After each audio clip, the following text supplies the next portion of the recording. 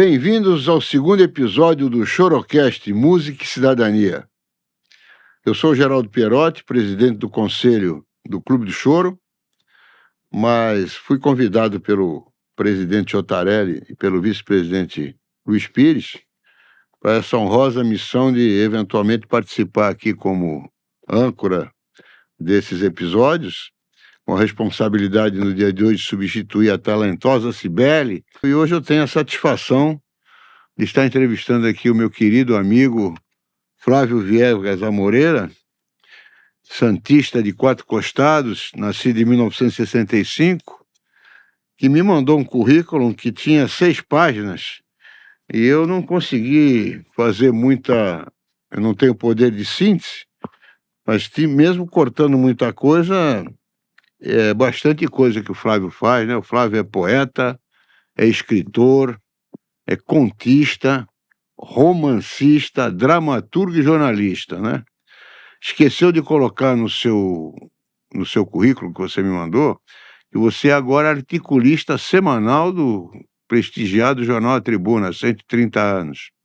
E também não mencionou o que eu considero no momento uma das suas funções mais honrosas e desafiadoras, que é ser o mentor da recém-criada Casa das Culturas, né?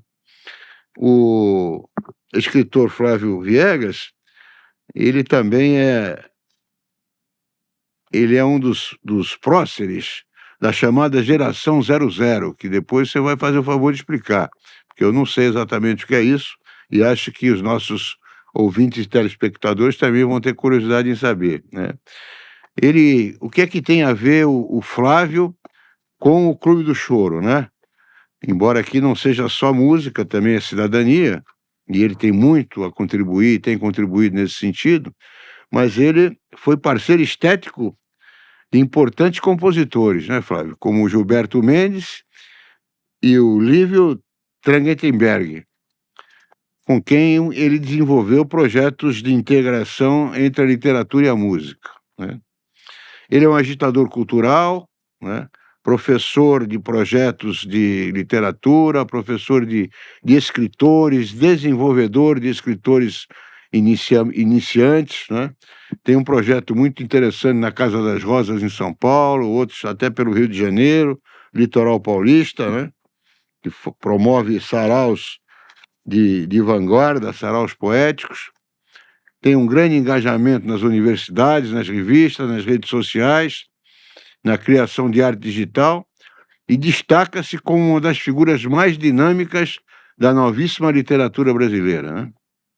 Ele é associado do movimento cultural santista, que surgiu no final dos anos 70 e início dos anos 80.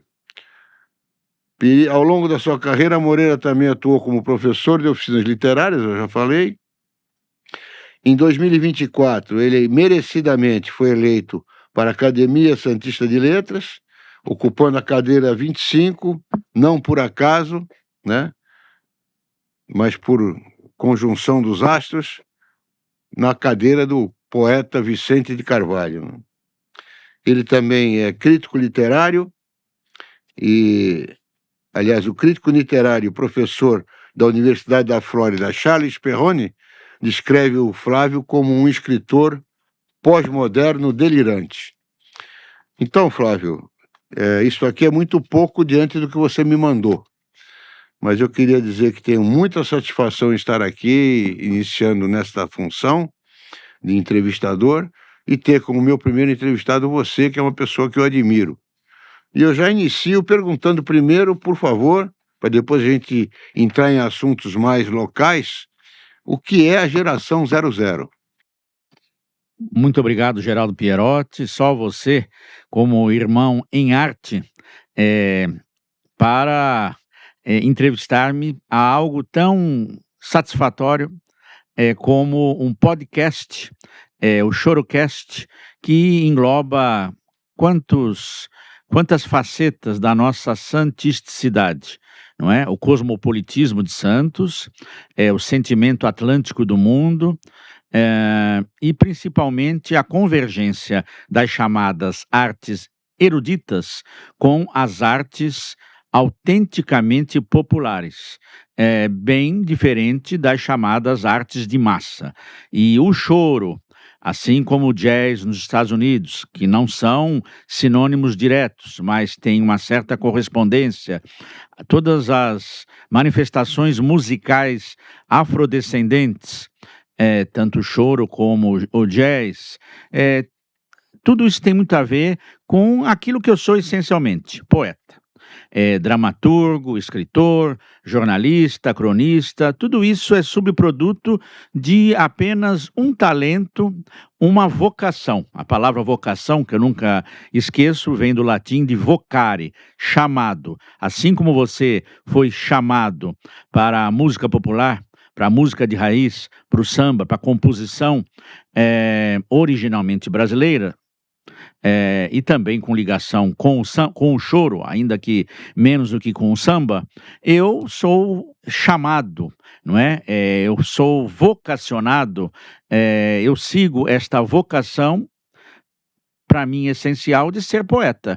E eu sou poeta quando escrevo crônica, eu sou poeta quando escrevo contos, eu sou poeta fascinado pelo choro, pelas músicas de raiz essencialmente brasileiras, pelas nossas raízes africanas, pela nossa raiz dos povos nativos, os indígenas, que só agora estão sendo reveladas na sua dimensão telúrica, não é? O chamado da selva, da mata, da Amazônia. Bom, e respondendo a você, a geração 00 é algo que me felicita muito, porque foi um conceito criado por um dos maiores críticos literários do Brasil, Nelson de Oliveira, de rastrear a produção literária dos últimos 40 anos dos escritores que surgiram com novas vozes e novas expressões de vanguarda na literatura brasileira. Então, criou-se a geração 90, a geração do tempo do mimeógrafo que antecedeu, e a geração, a minha, que surgiu no final do século XX, muito influenciada pelas novas mídias, pelo advento da internet, pelas possibilidades, por exemplo, de um escritor santense não precisar se deslocar para São Paulo para editar o seu primeiro livro. Na verdade, os meus livros, os 5 primeiros, que me deram mais, me notabilizaram, inclusive junto a universidades norte-americanas, com brasilianistas, foram 5 livros editados pela editora Sete Letras do Rio de Janeiro. E eu me deslocava, mas a minha geração tem essa peculiaridade. Hoje o escritor pode editar o seu livro praticamente sem sair de casa. Então eu desenvolvi muito o meu trabalho como escritor, sendo editado, muito beneficiado pela internet. Que tem aí o quê? 32 anos de massificação, a internet. Então, o Nelson de Oliveira denominou os escritores que foram reconhecidos nacionalmente no Brasil, principalmente como contistas, a chamada geração 2000, a geração 00. Que tem nomes aí como Mário Bortolotto, como Santiago Nazarian, como Marcelino Freire, nomes como o Lourenço Mutarelli, que ficou famoso com filmes como O Cheiro do Ralo e Quando Ela Volta, roteirista de um filme com Regina Casé. Isso me levou também a ser reconhecido por figuras como o Gilberto Mendes, um dos maiores compositores de música de vanguarda da América Latina, parceiro dos grandes poetas concretos, Haroldo, Augusto de Campos e Décio Pinhatari. Também estive ligado às vanguardas paulistanas, ao teatro, fui entrevistado pelo célebre, como nós estamos aqui, programa Provocações, do dramaturgo e diretor Antônio Abujanra. Portanto, o meu despontar surgiu na virada do século, aos cerca de 30 e 35 anos. O escritor, é algo importante dizer, o escritor começa a surgir amadurecido quando o jogador de futebol começa a pensar em parar. Não existe escritor com 20, 25 anos que já tenha um estilo formatado. Literatura exige muito esforço intelectual, literatura exige muito repertório, literatura pede 3 atividades: ler, ler, ler. O escritor sai do leitor. Ele é fruto do leitor.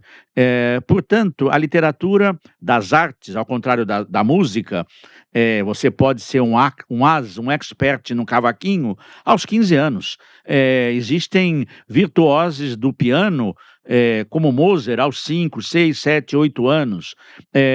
As bailarinas se tornam coreógrafas aos 35, 40 anos. Mas a literatura tem um ciclo, um timing, como disse, bem oposto aos jogadores de futebol. O escritor, no meu caso, só começa a editar os seus primeiros livros aos 35, 40 anos. Vou dar o exemplo de um gênio da literatura mundial que só editou seu primeiro livro aos 58 anos, chamado José Saramago. Ele era escritor antes, era jornalista, era articulista, mas ele só se sentiu seguro de editar o seu primeiro romance aos 58 anos. Foi prêmio Nobel aos 82. Vou dar um outro exemplo, que tem muita ligação como poeta sincopado, chamado Manuel de Barros. Advogado, fazendeiro no Pantanal, latifundiário no melhor sentido. Manuel de Barros só começou a editar os seus belíssimos poemas, que eu recomendo aos ouvintes do Chorocast, aos 70 anos. Cora Coralina. Nós temos um exemplo aqui em Santos, que hoje eu reputo a maior voz feminina do Brasil. Descendente da nobre família de Vicente de Carvalho, sobrinha neta de Vicente de Carvalho e sobrinha da inesquecível acadêmica da Academia Paulista de Letras, Maria José Aranha de Rezende, que você conheceu, freira, que começou só aos 60 anos a editar os seus romances. A grande a grande romancista e contista, mas também tem alguns haikais, Maria Valéria Rezende, uma freira progressista que hoje é moradora na Paraíba, onde desenvolve um trabalho socioeducacional importantíssimo e só começou a editar aos 60. Resumo da ópera: eu, aos 30, 35 anos, na virada do século, me senti seguro e fui descoberto por uma das mais importantes editoras do Brasil, da família Viveiro de Castro, a editora Sete Letras, que me fez ser rastreado pela academia, pela universidade e em poesia e conto. Isso me permite uma interrupção para corrigir uma falha no seu currículo, que você já tem editado, estava escrito aqui, eu não li, até agora 14 livros. Esses dados biográficos, na verdade, são da Wikipedia, e já estão caducos. Eu já editei 17 livros por grandes editoras, mas se eu totalizar com os livros editados por editoras independentes, são 22 livros, 5 pelas Sete Letras, um deles, o Escorbuto Cantos da Costa. A minha temática forte é o mar, não é? É esse sentimento atlântico do mundo. Eu fui adaptado pelo grande compositor Gilberto Mendes e pela USESP. O Gilberto me deu a honra de adaptar para a sinfonia o meu livro Escorbuto Cantos da Costa, na sua sinfonia Alegres Trópicos, que foi interpretada, foi regida na Sala São Paulo e no Festival de Campo de Jordão. Eu tenho um monólogo, Clarice Lispector, Roteiro do Insondável, que foi levado ao palco pelo Sesc São Paulo, em teatro. Eu tenho alguns livros dedicados a grandes poetas universais, o Walt Whitman e Fernando Pessoa. Fernando Pessoa, Pessoa da Outra Margem, o nome do livro. Editora Cotter, de Curitiba e Lisboa. E um livro também em Lisboa e por Curitiba, editora Cotter, Walt Whitman, meu brother, um canto de louvor o grande poeta Walt Whitman. Então, Flávio, e aproveitando a palavra canto, não é? E aproveitando você ter mencionado o seu grande relacionamento com o nosso insubstituível Gilberto Mendes, como nós já estamos aqui numa promoção do Clube do Choro, eu queria saber como é que você, apesar de ser da geração jovem dos escritores 00, você tem tanto conhecimento e amor pelo choro, porque aqui nos bastidores estávamos conversando sobre Pixinguinha, sobre Garoto, Jacó do Bandolim, então queria saber de onde é que vem isso. Seu pai escutava choro, você que teve interesse em conhecer um pouco, pesquisar, Bom, porque eu considero o choro mais, apesar de ser sambista, eu considero o choro o maior representante da música popular do Brasil, né? A mais característica mesmo, né? É o choro. o choro é o personalíssimo, É. como atribuíam à inesquecível cantora, Quando o Carteiro Chegou, O seu nome gritou como a carta na Isaurinha mão. Garcia. O choro é personalíssimo, é essencialmente brasileiro, é um mix de vários ritmos do final do século XIX, século XX, e eu sou um animal estético onívoro, eu sou apaixonado por arte.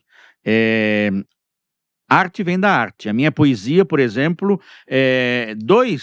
duas canções, dois sambas do imenso Chico Buarque de Holanda me inspiraram, só para citar a ligação com a música, dois livros de conto. Aliás, um livro de conto, Apesar de Você, Eu Conto. Um livro de contos que foi muito elogiado pelo próprio Chico, através da sua irmã, a ex-ministra Ana de Holanda, minha amiga. A música de resistência contra a repressão nos anos 60 e 70 deu o meu livro de contos, Apesar de Você, Eu Conto. E um livro, um livro de poemas, uma antologia de poemas, que me saiu de uma canção belíssima do Chico Buarque de Holanda, que remete a algo futurista, Geraldo Pierotti, que é uma música chamada Futuros Amantes. Não se afobe não, que nada é pra já, lararirará, larará.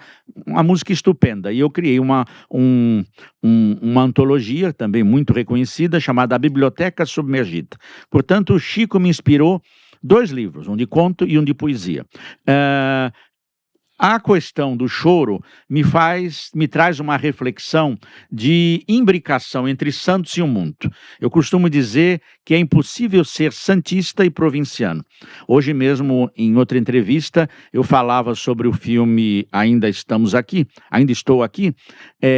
O personagem protagonista, santista, de família tradicional santista, família Paiva. O diretor, Walter Salles, é filho de um banqueiro, de uma família de banqueiros que teve como início a Casa Moreira Salles, aqui onde nós estamos gravando, nesse quarteirão mítico da Rua 15, Rua do Comércio, Praça Mauá, a Casa Bancária Moreira Salles. Voltando ao chorinho, é uma história que também me fascina. Em 1922, a família Guinle, proprietária da Granja Comari, do Copacabana Palace, na sua construção, mas que teve a sua fortuna neste porto que carrega a economia do Brasil nas costas e no peito. Ela foi a responsável, a Companhia Docas. Veja só como é possível nós conciliarmos a música, a arte erudita e a chamada arte popular de raiz. A Companhia Docas patrocinou. O choro veio um pouco da música erudita, das polcas, né? Muito. Não podemos esquecer que quem levou o choro para as elites, o choro e outros ritmos de então, foi a primeira-dama do Brasil, uma jovem belíssima e culta, casada já com um senhor marechal, a Nair de Tefé. Não é? Ela ajudou a popularizar muito o choro ao lado da Chiquinha Gonzaga, no começo dos anos 10 e 20, tempos de Donga, não é? 10 e 20 do século XX. Bom, mas o que eu não quero perder de vista é a beleza da Companhia Docas financiar a ida de um jovem compositor chamado Villa-Lobos, que Chorão também se consagraria como um dos maiores compositores do mundo no século XX, Chorão, profundo especialista em temas folclóricos, um grande defensor dos corais, um grande defensor do canto orfeônico, e grande expert em música étnica, música chamada nacionalista, mas também a Companhia Docas, a família Guinle, hospedou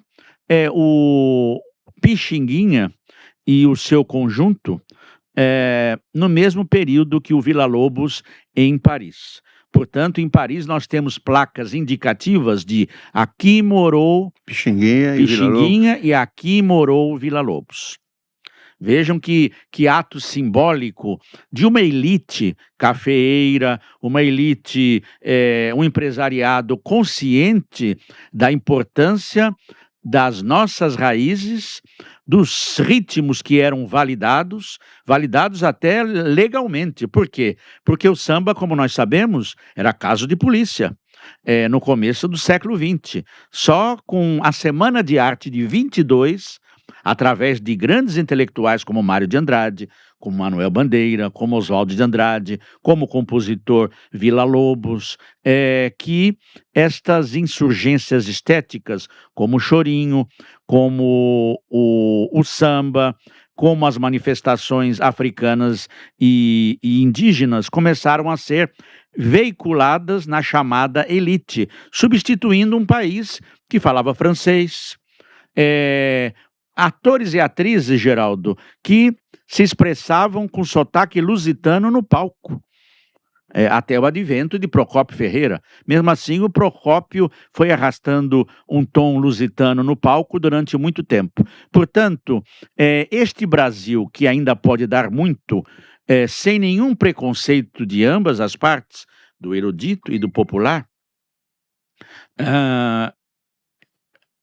foi propiciado por elites intelectuais. O Mário de Andrade percorreu o Brasil inteiro, rastreando o que o Brasil produzia musicalmente nos anos 20, 30, 40, indo à foz do Rio Amazonas, visitando os terreiros da Bahia, gravando frevo no Recife, de maneira que o que eu ouvia quando jovem? O meu pai, minha família quase lusitana, totalmente lusitana, gente simples, que se fez como empresários, mas o meu avô, madeirense, era aficionado em Fred Astaire. Já o meu pai, de outra geração, era fissurado em Silvio Caldas. O que me faz lembrar de 2 episódios. O Manuel Bandeira, o maior poeta ao lado de Drummond e João Cabral de Melo Neto no século XX, membro da Academia Brasileira de Letras, quando arguido que poema o fazia ter inveja, sinceramente disse: o poema que me faz sentir inveja é a letra de Chão de Estrelas de Orestes Barbosa. Esse é um episódio documentado de Manuel Bandeira, sem média. E a lua furando o nosso zinco, salpicava de estrelas nosso chão. É essa a frase que ele gostava. E o Manuel Bandeira, que depois iria apadrinhar um jovem compositor chamado Chico Buarque, filho do seu amigo Sérgio Buarque de Holanda.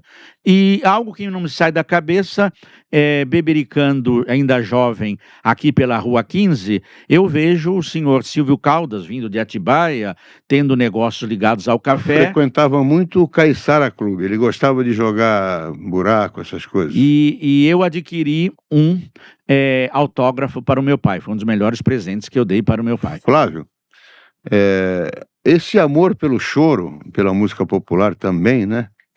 Porque você vai do erudito ao popular de maneira muito fácil, a sua cultura extensa abraça todos os gêneros, né? Não só de música, mas de literatura, de arte, cinema. Ainda hoje você deu depoimentos a respeito do Oscar, né? Muito bem. Mas você hoje, como mentor da Casa das Culturas, que é um tema que eu gostaria também de abordar, esse amor pela música foi que fez que você convidasse o regional do Clube do Choro para ser uma das primeiras apresentações aos sábados, nos encontros que você promove de divulgação da arte e cultura.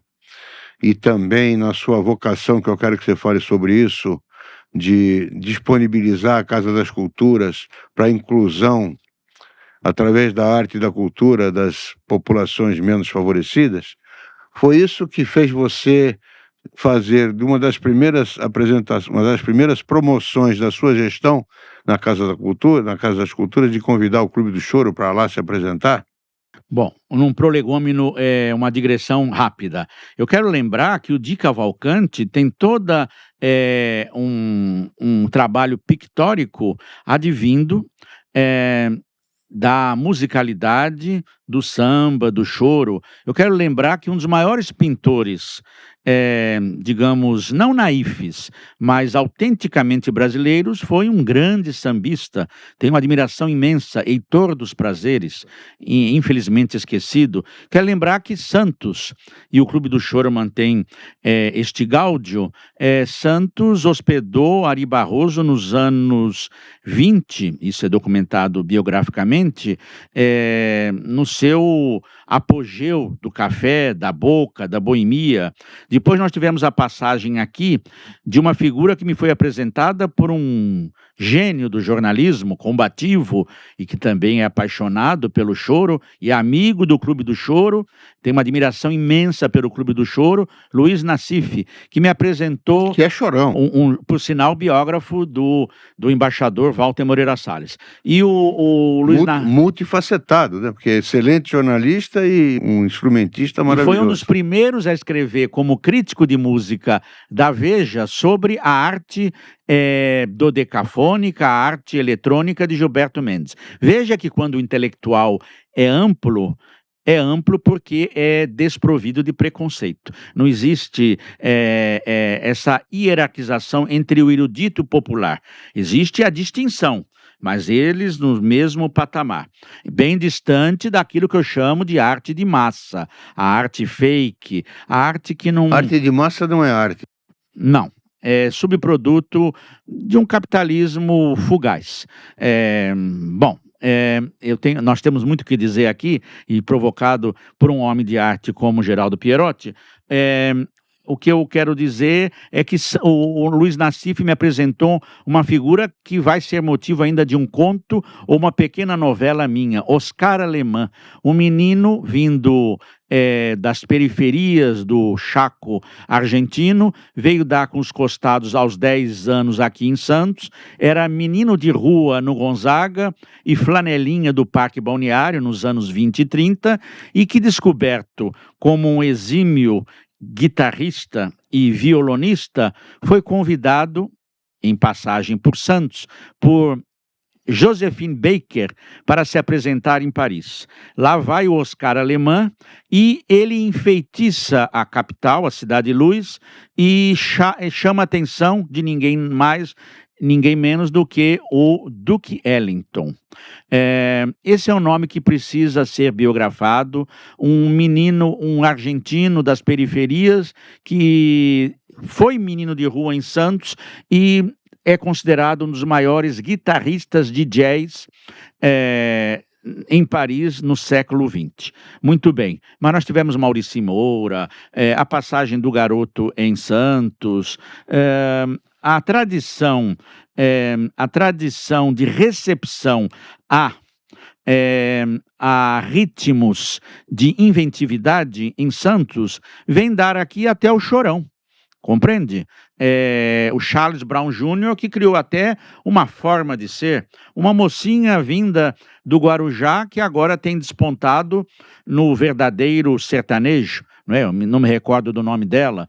Portanto, isso aqui é um cadinho, não é? Essa Baixada Santista, quase em Uruguai, 2 milhões de habitantes, de expressões artísticas próprias do quê? De cidades de porto. E você tem... Agora, só respondendo sobre a Casa das Culturas. Eu ia falar sobre isso. Na gênese da Casa de Culturas, que me deu 1 ano e meio de negociação com o poder público, né, com a prefeitura, o entusiasmo do prefeito Rogério Santos, ele é o idealizador da casa. E agora com o apoio do Léo Delfino. Do Léo Delfino, presidente da fundação. Tem prestigiado bastante a sua gestão, né? Muito. A Fundação Arquivo e Memória é primordial para a Casa das Culturas. Eu pensei conceitualmente na inauguração da casa dia 19 de abril com aquilo que eu considero a expressão legítima desta microcivilização, a civilização do litoral paulista, do Brasil para o mundo. Eu queria a apresentação do trabalho do Arte no DIC, um trabalho de excelência na inserção cultural, através da inserção social de jovens em situação vulnerável na Vila Gilda, através da cultura, um trabalho do grande, o grande baiano, querido amigo José Virgílio. Então, nós tivemos uma apresentação de percussão, nós tivemos um coral de poetas, um sarau de poetas da mesma tradição de Vicente de Carvalho, não é? E nós tínhamos que ter o Clube do Choro. O Clube do Choro se apresentou mais de uma vez e seria impensável numa casa plural de cultura sem essa ligação ponte entre o erudito, o popular, o experimental, que é o choro. O choro que é a poesia dedilhada. O choro é a poesia dedilhada. Assim eu conceituo. E a casa necessita muito dessa expressão, até porque no aquário já se tornou um bem imaterial da cidade, o casamento no zênite da ponta da praia, da passagem de um navio transatlântico, a beleza do bucolismo dos jardins, que foram ideia de Vicente de Carvalho, e o esmero da produção, não é? Do Clube do Choro, do produtor Jamir Lopes. Está de férias, está na Bahia. Do querido amigo. E eu tenho visto a revolução urbana que o Clube do Choro produz com as apresentações ao ar livre na Rua 15, não é? Nós temos uma grande capacidade de modificarmos urbanisticamente a cidade, trazendo pujança, já que nós temos um hardware pronto. É dito, quase como proverbial, que Santos é uma cidade pronta, precisa de zeladoria, mas que precisa muito de software, de alma, de apresentação. Você é um homem mais do que cosmopolita, sabe do que são as apresentações musicais em cidades como Barcelona, espontâneas, cidades de Porto como as cidades dos Países Baixos, apresentações espontâneas pelos bairros mais populares de Nova York. São essas insurgências, essas manifestações, esses experimentos urbanos, sociológicos, e isso não é eruditismo e não é distante, de propiciar com que o artista vá aonde o povo está. Criarmos espaços de cultura para abraçarmos aqueles que não são contemplados pela economia criativa de massa, compreende?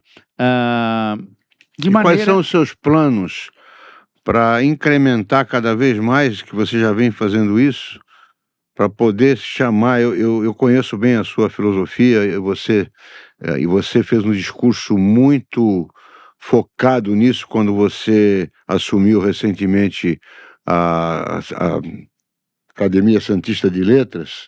Eu me lembro que você disse que aceitou o convite porque você pretendia levar a Academia Santista de Letras a filosofia de que ela precisava também incluir as classes menos favorecidas. Então conheço bem isso, de você querer usar os meios que você tem disponíveis para inclusão social da pessoal mais fragilizado. Então a pergunta é, dentro da Casa das Culturas, além do que você já vem fazendo, você já tem alguma coisa assim elaborada que você pretende implantar na medida que for conseguindo recursos, principalmente materiais, né? Porque não se faz nada sem dinheiro.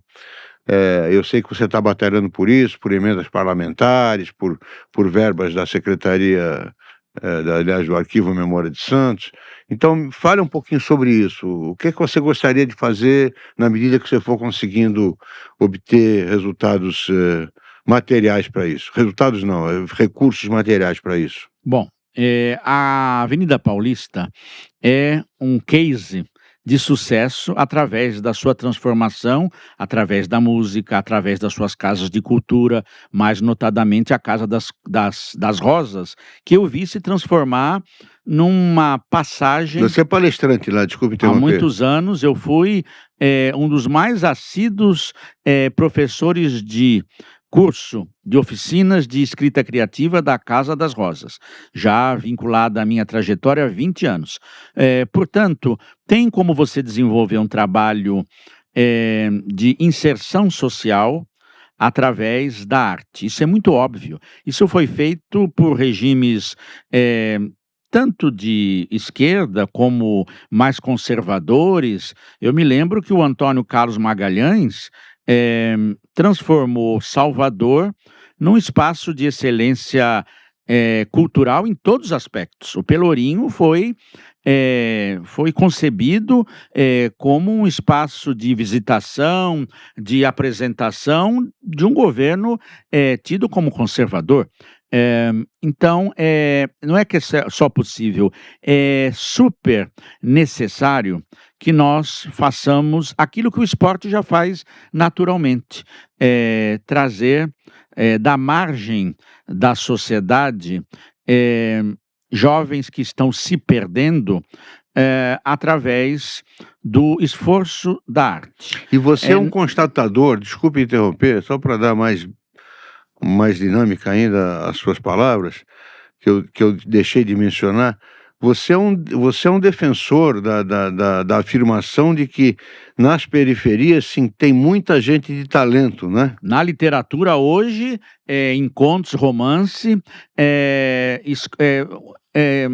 orquestras, tanto eruditas como de chorinho, que são concebidas por projetos sócio e empresariais da iniciativa privada, no Rio de Janeiro, em Salvador, São Paulo, né? Em São Paulo, o trabalho feito pelo maestro João Carlos Martins, em Heliópolis, o trabalho feito pela Bacarelli, pela Orquestra do Amanhã no Rio de Janeiro.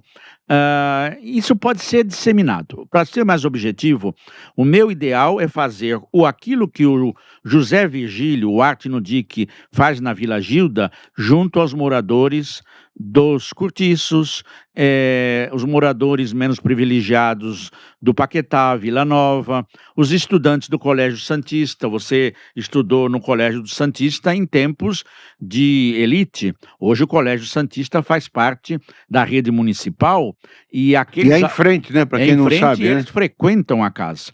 Então, a minha ideia, primeiro, é uma orquestra saída de escola de percussão ministrada pelo Arte no Dique. A exemplo, desculpe interromper, a exemplo do que já faz o Clube de Choro de maneira maravilhosa, com a escola de choro Luizinho Sete Cordas. Exatamente. Que tem sido demandada por uma demanda muito maior do que é capaz de dar, mas está ensinando muitos jovens, já tem alguns talentosos aí tocando profissionalmente, né, oriundos dessa escola. Desculpe, é mais ou menos a Aquilo mesma como coisa. se faz um projeto de inserção de pessoas com deficiência, síndrome de Down, autismo, e que é feito de maneira emocionante por Renato de Renzo e Cláudia Alonso há 35 anos, lá no projeto Holiday Tantan, não é?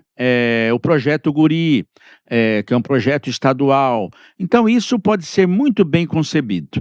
É só a manutenção dos instrumentos, adquirir os instrumentos, e nós queremos pensar na Casa das Culturas como esse espaço de inserção social através da cultura. Talvez um curso de teatro também, Flávio? O curso de teatro já está bem adiantado, junto com algo também que me emociona, que é a Escola de Teatro Wilson Geraldo, dirigido pela grande diretora concorrida em São Paulo, Renata Zanetta, e a diretora global foi colega do nosso amigo comum, mais seu amigo de infância, Nuno Leal Maia, em novelas da Globo, a Imara Reis, que está morando em Santos e dirigindo peças de grande relevo lá na Escola Wilson Geraldo. Então, E ela vai se vincular à Casa das Culturas que lindo. para para ministrar cursos de teatro. Ela já apresentou uma peça de Brecht. Eu levei para a Casa das Culturas um outro exemplo, veja só, no Cubatão, um projeto de um coletivo de atores das periferias do Cubatão que ganhou o prêmio Molière, com uma peça sobre a Vila Paris, o horror da Vila Paris. Aliás, a peça chama-se Vila Paris. Reconhecido nacionalmente, um projeto de dramaturgo e atores do Cubatão. O poeta Mayakovsky dizia: não existe arte inacessível, existe povo despreparado. Existem talentos surgidos como flor do pântano, quase como geração espontânea. Existe um caso no Brasil de um poeta que, como o Orestes Barbosa fazia invejar o Manuel Bandeira, se eu tenho inveja de alguém, no melhor sentido da inveja, admiração imensa, é pela capacidade composicional, no sentido lírico, né? Principalmente de letra, do senhor Cartola. Um lavador de carro nos morros do Rio de Janeiro, já completamente marginalizado, que foi descoberto por figuras como Hermínio Belo de Carvalho. Meu Deus, que admiração que eu tenho por Hermínio Belo de Carvalho, e que nos dá músicas como Acontece. Para quem conhece um pouco de filosofia, Acontece do Cartola, parece que eu estou atribuindo muito peso a ele, mas é natural. Acontece do Cartola é um hino existencialista. A vida é o que acontece. Veja a sensibilidade desse homem Cartola. O Cartola é um fenômeno típico de um país que não tem políticas públicas para a cultura. Ele foi eivado por sorte. Sorte e talento. Como outros também. E quantos cartolas estão se desperdiçando nas periferias? Nelson do Cavaquinho, tire o seu sorriso do caminho. Isso é assustador. Que eu quero passar com a minha dor. Veja a capacidade metafórica do Nelson Cavaquinho, a capacidade do Seu Jorge, um jovem criado nas ruas que escapou da chacina lá da Candelária. Esse Seu Jorge, um homem de uma presença no palco, ator de cinema, compositor, um cantor raro que escapou da chacina da Candelária, já perdido também nas ruas, e que foi resgatado. Compreendo? Crioulo, aqui em São Paulo, outro nome típico desse talento natural que pode ser disseminado, porque todos não serão Cartola, não vai todo mundo ser o Nelson Cavaquinho, mas a arte é um mercado de trabalho imenso. Eu, por exemplo, eu nunca tive nenhuma incursão na drogadição, compreende? Eu acho que é incompatível a paixão artística que eu tenho, através da literatura, com desvios no sentido marginais extremos. O que falta para as novas gerações é algo que tem um nome muito simples: propósito. Propósito, objetivo. Estão matando por tênis Nike, compreende? Estão fuzilando por celular. Isso me faz lembrar de um pedagogo russo chamado Makarenko, que desviou, digamos, para propósitos como os propósitos da arte e do esporte, que graçavam na Europa do século XX. Você não imagine que isso sejam fenômenos brasileiros. O diretor de cinema Truffaut era um menino de rua em Paris. O poeta Jean Genet foi assassino, ladrão e assassino. Tanto é que escreveu um clássico chamado Diário de um Ladrão. E não faltam exemplos, compreende? Os fenômenos de marginalidade são fenômenos econômicos, mas também associados à ausência de valores não só morais, valores espirituais que vão além do irrisório, do fugaz, do material. Isso serve tanto para os meninos da burguesia, que estão aí completamente mesmerizados pelos TikToks, quanto para os meninos das periferias, sem possibilidade de exercer dons que têm a mão cheias, em todos os ramos. Eu observo o quanto jovens bailarinas e bailarinos se destacam nos palcos da Europa, saídos de comunidades. Eu vejo, isso é algo até meio, digamos, folclórico, meninas vendendo brigadeiro para custearem No semáforo, né? Para custearem a sua matrícula no Teatro Bolshoi de Joinville, que depois vão ser encaminhadas para grandes espaços de balé na Europa. Então, é possível a gente não popularizar a arte, trazer a popularidade, democratizá-la. Através do quê? Algo também simples: políticas públicas para a cultura. Políticas públicas para a cultura. É comovente ver meninos do Morro do Alemão carregando violinos e cavaquinhos. E eles pululam, não faltam, através de políticas públicas dentro daquilo que eu chamo de casamento entre a iniciativa privada e a pública, não é? Tem um termo aí mais técnico, não é? Umas leis de incentivos que sejam ainda mais propícias para isso, sem burocracia. Algo que é muito importante para o artista é instrumentalizá-lo para as leis de incentivo. Flávio,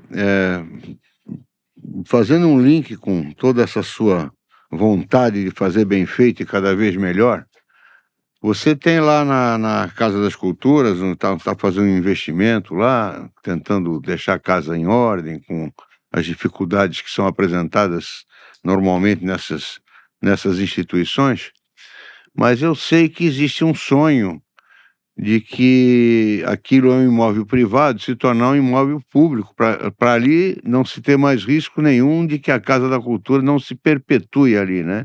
Como é que vão os entendimentos com o nosso querido Mário Flávio, meu querido vice-presidente na Pinacoteca Benedito Calixto, quando eu lá fui presidente?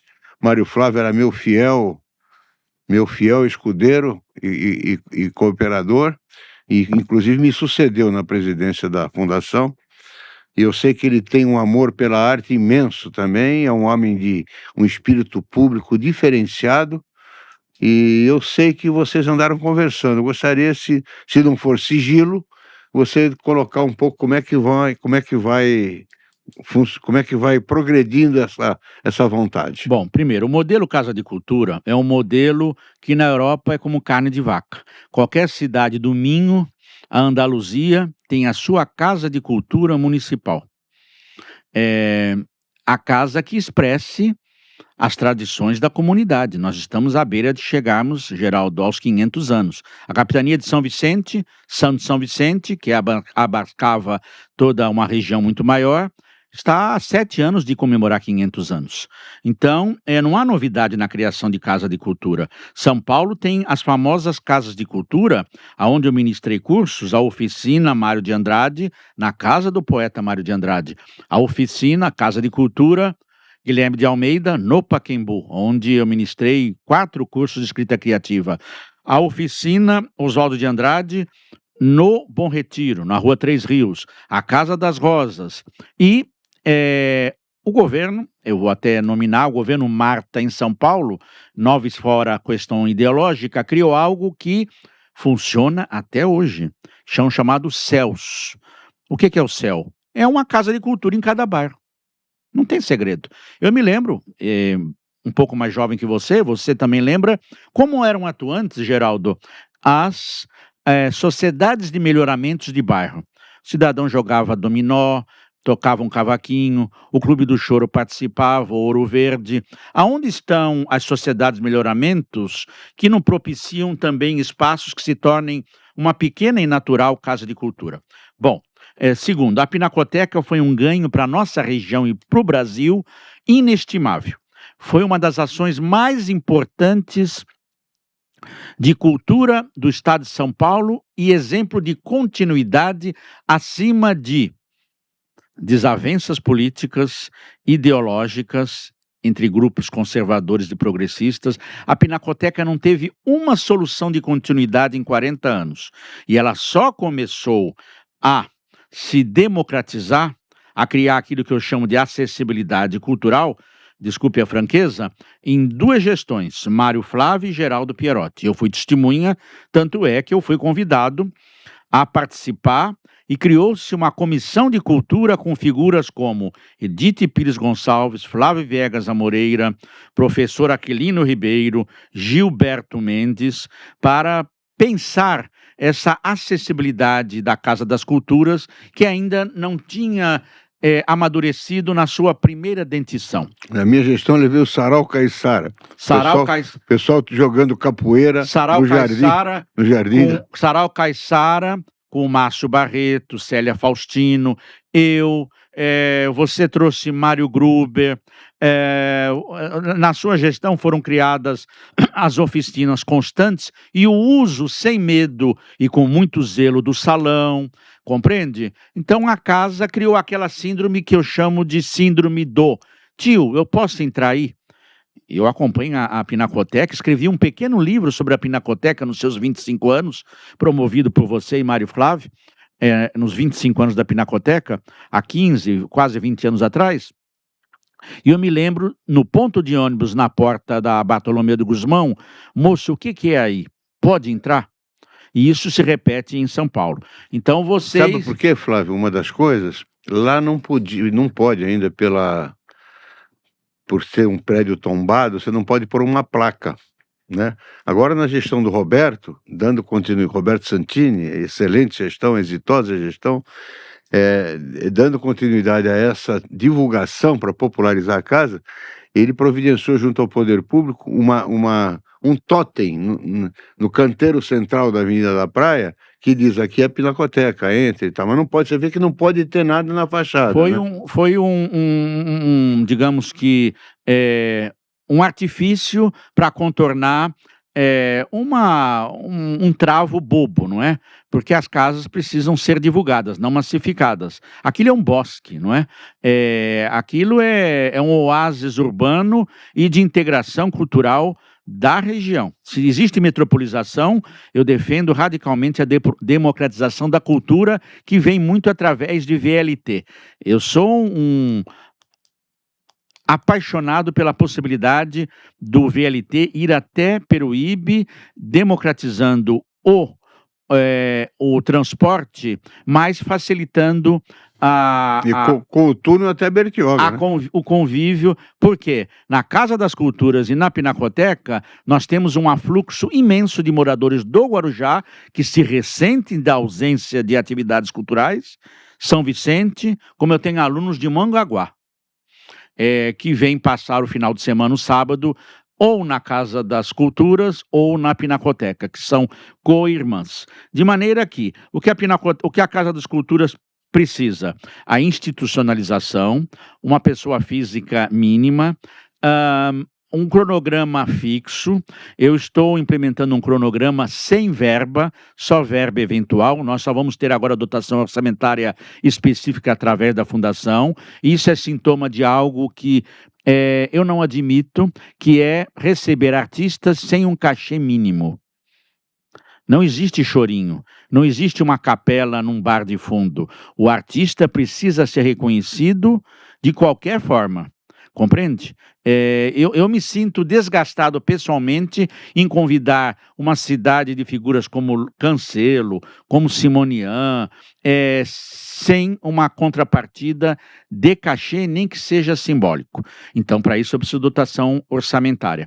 O mestre José Midley, com quem eu convivi, que foi secretário de Cultura do governo Paulo Egídio, foi diretor da TV Cultura, dizia: fazer cultura com dinheiro sem ideia não funciona, mas também o oposto é desgastante. Eu tenho muita ideia, tenho uma network imensa e você tem contribuído muito com a ponte que você faz com figuras como Nuno Leal Maia, com J. Muniz, com Ricardo Pérez, que você tem levado na casa, mas eu preciso de uma dotação para criar um cronograma mais previsível. Nós precisamos também de ar-condicionado, a casa é tombada pelo município. Nós precisamos de acessibilidade para o segundo piso. Nós precisamos de algo que foi implementado na Pinacoteca, e na Rua 7 de Setembro é mais necessário, de um bistrô, uma lanchonete, não é, que propicie acepipes e bebida básica para os frequentadores da casa. Tudo isso requer o quê? Já temos o tombamento municipal, mas o entrave é que a casa é alugada.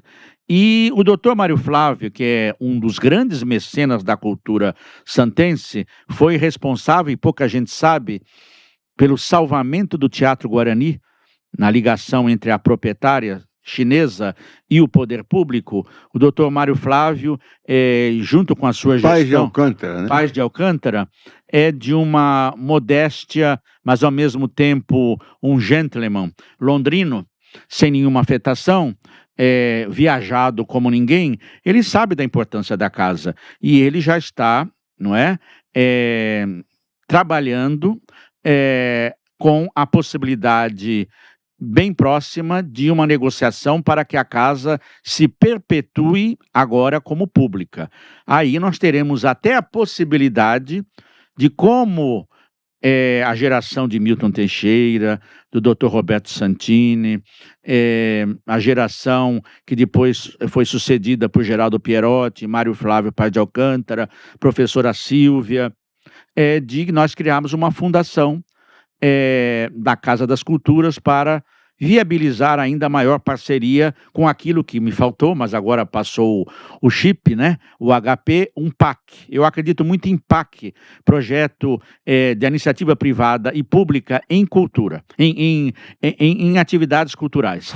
O empresariado brasileiro precisa se engajar em algo que o norte-americano faz muito: doação, mecenato, com leis que sejam ainda mais acessíveis e transparentes do que a Lei Rouanet. Compreende? Nós estamos, infelizmente, caminhando para o final. Nós temos mais 2 minutos. Eu queria que você, resumidamente, por favor, dissesse para nós, para os nossos ouvintes, telespectadores, agora nem sei como é que chama, podcasteiros, como é que chama isso? Nossos ouvintes internéticos. E como é que os caminhos da cultura santista podem ser um fator importante de desenvolvimento da região? Rapidinho, nós temos 2 minutos. A cultura sai muito da economia. Os melhores momentos de Santos foram no tempo do apogeu do café, na Primeira República, no pós-guerra, quando Santos cresceu muito com o advento da Via Anchieta, e eu estou muito confiante que nós estamos vivendo um novo boom.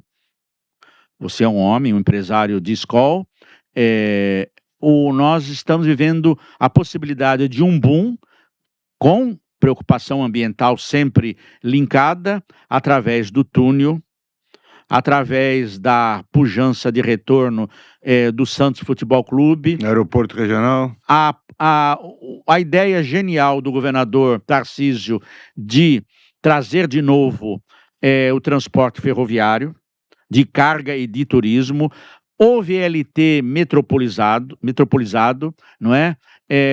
O aeroporto. Então, nós estamos vivendo agora o 3º ciclo de boom cultural, gastronômico.